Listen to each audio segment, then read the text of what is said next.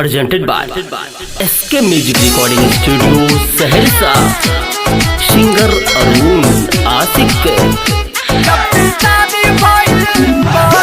Music भाई राम प्रदेश कुशवाहा।